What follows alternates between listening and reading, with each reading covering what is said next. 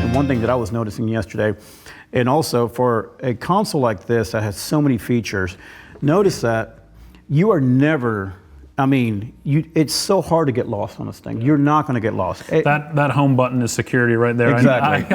I'm familiar with that, and if I were ever to get lost, that, you know, like I know that's going to take me back. At any time, you can swipe anywhere you wanted to be on the console, anywhere easily. You know, there's so a that's whole banks console. of 8. Yeah. But then if you wanted a particular channel, you just hit a select, channel and it goes right to that it. one. And then you can swipe up, and you have everything else. So again, there's that whole familiarity with all the iDevices that are. You can get to it. Looks great, and then it's just a simple double tap, and you're at that function. Yeah. But then once you're here, you know, there's everything else on that channel strip. You'll notice we color coded. You can use the LEDs to color code. You can change those for all your vocals to be one color. But we also added the ability to have 8 DCAs, which are called they're DCAs. You guys know them, digitally controlled amps.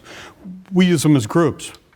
Sure. So on this console, whenever you select, when you select, say, what we call drums, only the drums show up on the faders. So it makes it really, if you're really into granularly mixing your drums, that's the way to get to them. But once you've got your levels set relative to each other, then you can make mix adjustments here to the whole group. It's as if it's a subgroup. Yes, sir. And are these all fixed, or can you? You can totally program those any way you want. Great. Yeah, but it's the same rule as is on your console. One DCA gets one input can be assigned to any of the DCAs, but only one. Great. Yeah. And then when you have, which I know this function over here, but this is great, I love here, is that you can set up a custom layer group.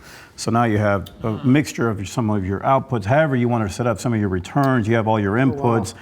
So now you can. So if you don't need to see all of your drums at one time, you can kind of bury them on. You could have the DCA, you can have this, and you have your output, you have some returns. So literally, you know, we could walk up and go, man, if I need to mix more to the macro level where I have my sections instead of individual instruments, you can kind of literally have your entire console on one fader and just write on one bank, you know, and quickly get to everything, you know.